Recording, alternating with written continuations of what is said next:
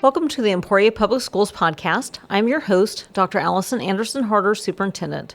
This podcast is our way to provide students, staff, parents, and community members easy access to information on a variety of topics. Once you've listened to an episode, we encourage you to use the electronic link to provide feedback or ideas about the episode to which you just listened to, or to share ideas for future episodes. Today, I'm visiting with Mr. Justin Sargent, Assistant Principal, Flint Hills Learning Center Director, and two students who attend classes at the Learning Center. Good morning, everyone. Good morning. Good morning. Good morning. Well, let's start with introducing two students. Isabella, let's start with you. Hi, I am Isabella Douglas, and I've been going to the Learning Center now for 2 years. Awesome. What grade level? I am a junior. Awesome. Thank you. Braxton? Hey, I'm Braxton Ekman, and I've been attending the Learning Center for like 3 or 4 years now, and it's a great place. I mean, the people that work here are very awesome, and honestly, I can't thank them enough. Awesome. And you're a senior this year, right? Yes, ma'am. Awesome. Well, let's start with Mr. Sargent telling us about what is your favorite part of being a director for the Flint Hills Learning Center, and then talk a little bit about the Learning Center and then how students are eligible to attend. Oh, yeah. So it's probably cliche, but honestly, the students are my favorite part. And I love that we have a wide variety of students, right? We've got high school students, right, who are here for multiple reasons. You know, some are suspended, some are behind in credits, some are here because they have maybe work conflicts or life issues that just kind of got in the way, and this is a better place for them to work and get their stuff done. And of course, we've got our adult ESL population, which is really fun to kind of work with both populations. And so that really is my favorite thing, interacting with students, kind of get to know them, build those relationships. I love doing that. And I said a little bit before, we are obviously a school that works with diverse populations, right? We're trying to help students graduate, either students that are in high school, students who are adults coming back to get their diplomas, students who are trying to learn English, students who are trying to get their citizenship, right? And so we have so many moving parts, and that's the fun part about here, I think, is that we get to help so many different people. And the way we get students over here, it's really through a variety of means. If you're in high school, it's typically going to go through Mr. Fisher, right? There's got to be an application process, an approval process, that kind of stuff, right? If you're behind in credits and whatnot. That typically is how students who are in high school wind up over here.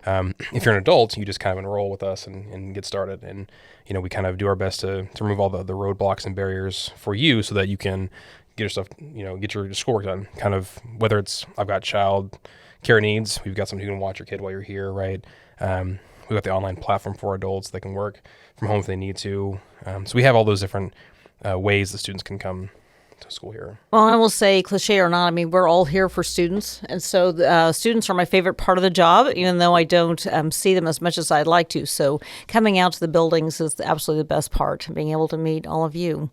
So Braxton, talk to us a little bit about your anticipated graduation plans.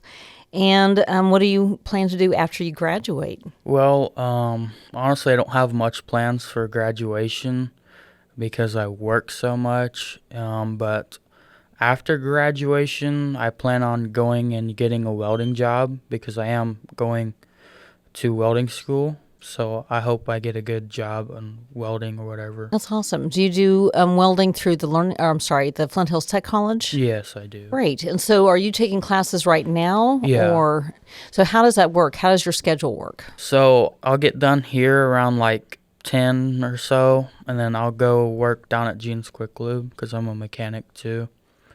And then I'll leave there around noon and go to welding. And then after welding's done around 3 or so, I'll go back to work down at Gene's Quick Lube. Oh, very nice. So when will you graduate from the Learning Center with welding? So will you get your welding certificate then? Or will you get your associate's degree? What are you working on with the Learning Center? You mean the tech college? The tech college. Yeah, that's okay. I'll get my welding degree. I don't think I'm going to go for my associates, although I probably should. But honestly, I just like working and making money is honestly what I like doing. Awesome. So getting your certification, will you have that by the end of this year or next year? Next year. Great. So graduate this year and then keep going to classes at the tech college and Yeah. then get your certification. Great. Well, thank you, Braxton. All right, Isabella, how about you? Plans for graduation and what do you plan to do after graduation? Plans for graduation.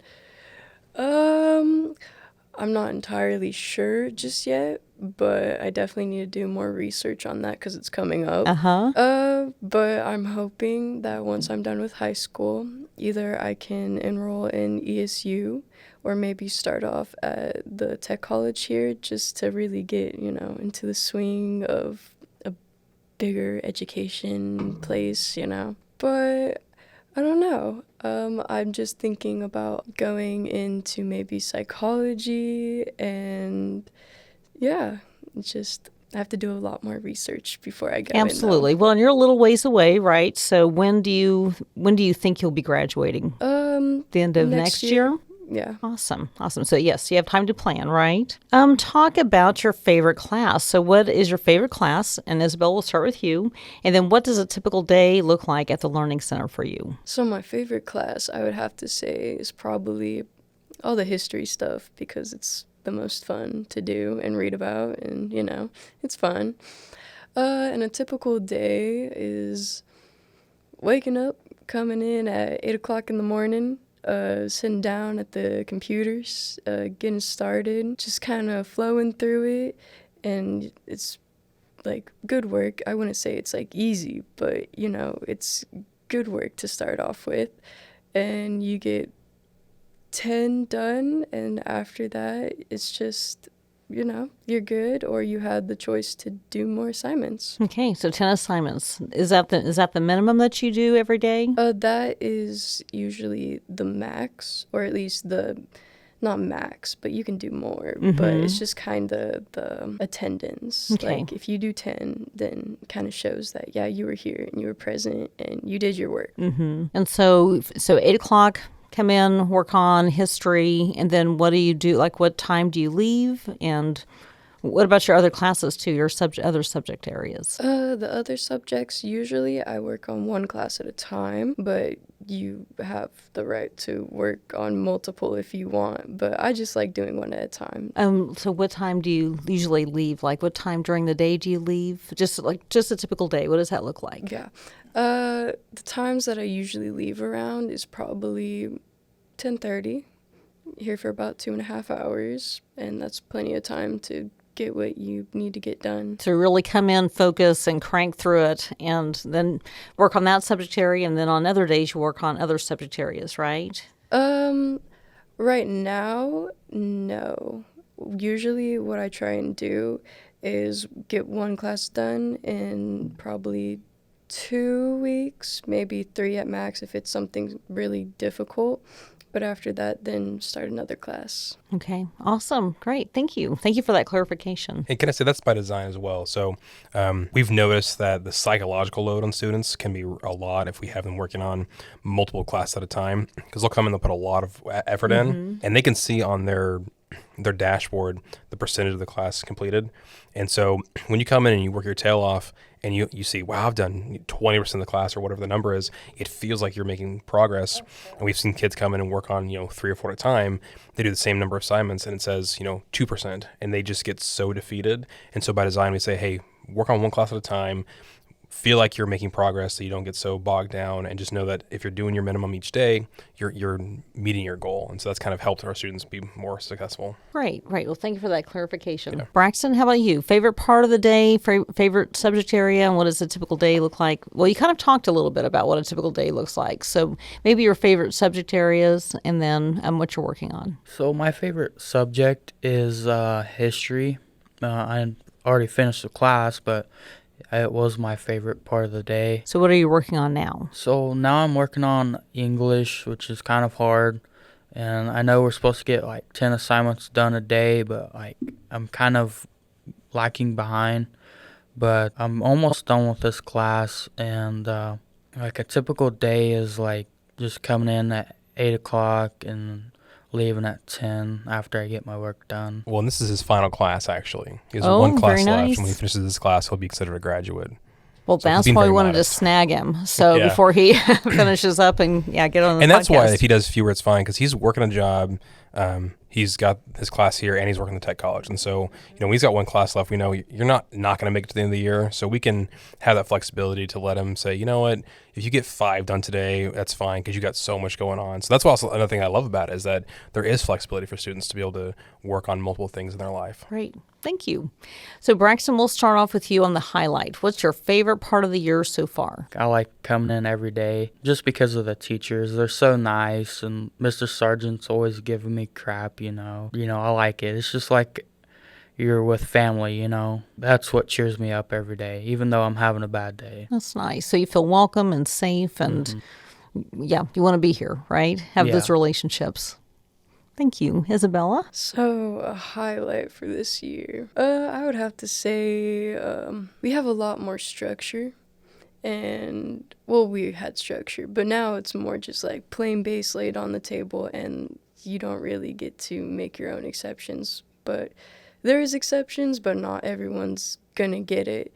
But yeah, it's just, you have certain times where you can be in here, and, if you don't finish your work, and you lag behind, you may be considered absent. So it just kind of pushes you to know that, hey, we already laid this out for you. This is what time you got to be here. This is what time you leave, and you got to get it done. So I like that. Some extra motivation. Well, I would like for both of you to talk about your 180 days of awesomeness. So who would like to go first? We've heard about the history about it. So on the other podcast. So it's kind of your exit ticket, and it's been really cool to see how many sticky notes are on. It's very colorful right now. So how did you? What did you first think when that was introduced? So it's your little exit ticket. You have to think of one thing that is awesome or you're grateful for, and you write it on a sticky note and then add it to the board, right? So what did you think about when that was first introduced to both of you? Did you think, I can't wait to start something like this? Give me all the sticky notes. At first, honestly, I'm not gonna lie, I thought it was a little cliche. I was like, oh gosh, okay.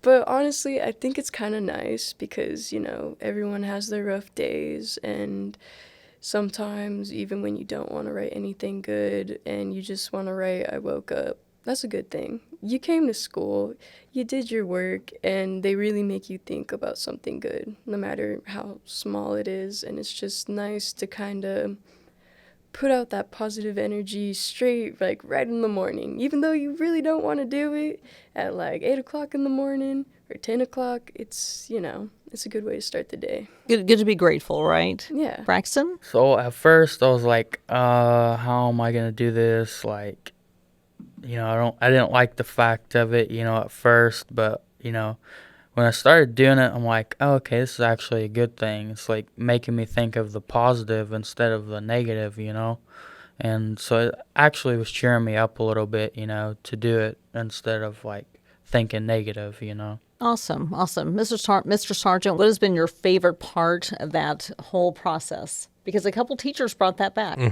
Yeah, I think it's definitely made a change in the student population. I think we've seen it's palpable, and hearing from students, I think, kind of confirms it. But you kind of get the feeling that students feel like they belong here or they feel welcome there, which is nice. But honestly, I think in the staff, right? Because you can come in every day and you can get frustrated and you can get, whatever is going on. I think that can be tough. But seeing the staff stay positive and keep to it, our peer relationships have been really good. We haven't really allowed any frustrations of work to kind of come in the way. And so that thing, I think that has almost been a hidden aspect of the 180 Days of Awesome, is that as a team, we've stayed cohesive and strong and been able to stay positive. And I think if we weren't able to do that, we wouldn't be able to impact the students so that they could do it, right? So, and I'll be honest, I thought this is gonna be great, but you get to October, November, that lull in the fall, and it's gonna be like, okay, are we gonna be able to keep this going? But no, it's almost like this. I don't know what I would compare it to.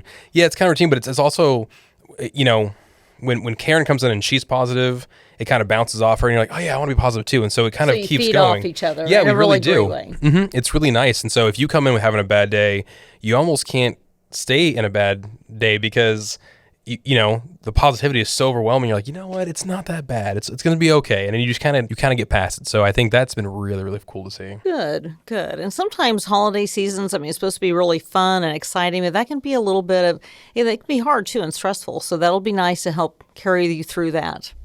That's great. Is there anything that either of you would like to share that we haven't talked about? I just feel like this should be put out there, but the Learning Center is it's a good place, and they care about their students, and they just do a little bit of extra stuff that maybe didn't get mentioned today. Like, they leave snacks out for us in the mornings and bring fruit and Pop-Tarts and all that, and it's just, I don't know, it's a really good environment altogether. Very homey. Mm-hmm. Nice. Braxton, anything you'd like to add? No, not really. I mean, Isabella just covered it. Oh, way to go, Isabella. Thank you.